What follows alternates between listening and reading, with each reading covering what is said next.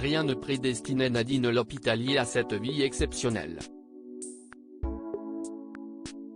Et pourtant, celle qui a quitté sa famille à 14 ans avec un certificat d'études primaires est devenue une baronne et a répandu dans tout le pays son art du savoir-vivre. À l'occasion de la sortie de son livre Très chère baronne de Rothschild, édition Gourcuff-Gradenigo, le magazine Gala l'a rencontrée.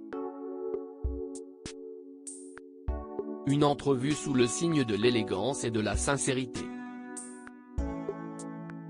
À la fois affirmée et fantasque, joyeuse et toujours élégante, Nadine de Rothschild pose un regard sur sa vie en toute franchise. Ancienne mannequin et actrice, la mondaine de 90 ans se souvient de sa jeunesse, quand elle faisait tourner toutes les têtes, « J'étais une geisha. J'ai toujours fait croire aux hommes que je les admirais, même si parfois je pensais le contraire. Je leur dois mon succès. Je ne leur disais jamais non mais peut-être. J'ai su me faire désirer. » Le peintre Jean-Gabriel Domergue en avait fait sa muse, elle a tourné sous la direction de Marc Allégret et a conquis Georges Brassens, je repoussais ses avances en lui disant demain peut-être. Cet adverbe offre la porte de l'espoir, de l'imaginaire. J'ai tout fait pour rendre sa vie agréable.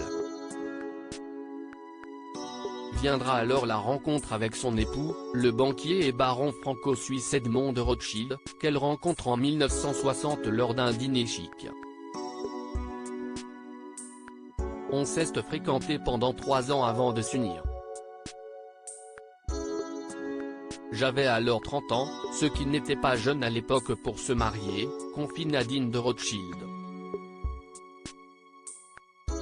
Elle consacre sa vie à son mari jusqu'à son décès en 1997, devient sa conseillère voire sa deuxième maman, « J'ai tout fait pour rendre sa vie agréable.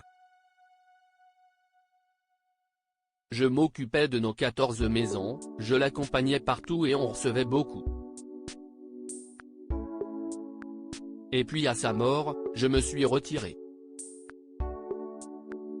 Le drame de sa vie, la mort de son fils unique. Si elle a laissé toute la lumière à son fils unique Benjamin et la jouissance de leurs biens les plus emblématiques comme le château de Prégny, en Suisse, de l'hôtel particulier de la rue de l'Élysée ou encore la présidence du conseil d'administration d'Edmond de Rothschild Holding SA, elle a fait ensuite face au pire, enterrer son enfant.